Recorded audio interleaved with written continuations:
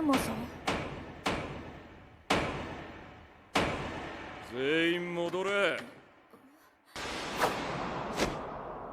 り直しだ。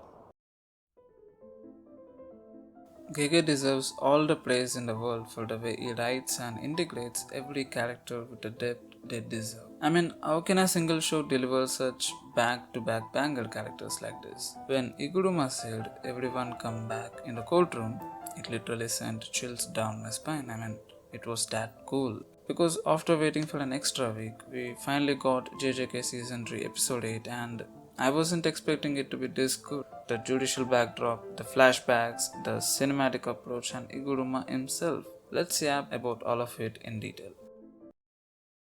I am not a manga reader, so this is going to be an anime only discussion. Following the cliffhanger in the previous episode, this one starts off directly showcasing the flashbacks of Hiromi Iguruma, who is a defense attorney. But it doesn't stop there. The episode goes in depth, unfolding the severe flaws of a judicial system where 99% of cases result in guilty verdicts. Iguruma doesn't try to be heroic. He simply believes it's wrong to look the other way when things aren't right. Because of this, he takes on defense cases, constantly facing betrayal by the very system he serves. One day, he takes a case where his client is accused of a double murder. Against absurd odds, he actually wins a non guilty verdict.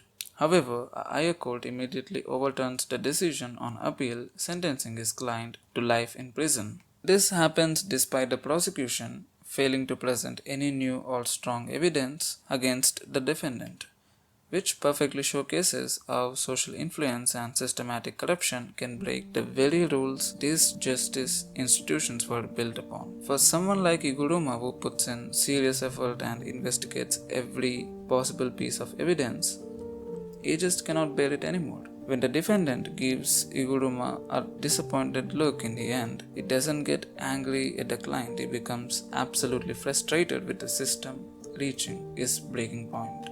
This results in one of the most badass cursed energy awakenings in the series, in my opinion. And I love where all this is going because it was truly impactful for me, highlighting real world institutional flaws and how they affect the people who refuse to fold to them. The direction is also cleverly paces Iguruma's gradual loss of faith in illusion of fairness. I mean, the payoffs are always stronger when a great story meets incredible direction, and Mappa and Gege are delivering that with almost every episode of JJK Season 3, which honestly makes me feel like JJK might never be this good again. Jumping back to present, Iguruma refuses to team up with Yuji and wants the culling game to continue as it is, which explains how the physical nature of the culling game, whose rules never change for anyone or anything, is deeply satisfying to him. As someone who constantly saw rules being broken by the very people who designed them, he finds comfort in the strict, unwavering fairness of the culling game. As far as I'm aware, most manga readers considered this guy to be one of their absolute favorite JJK characters, and his introduction alone explains why.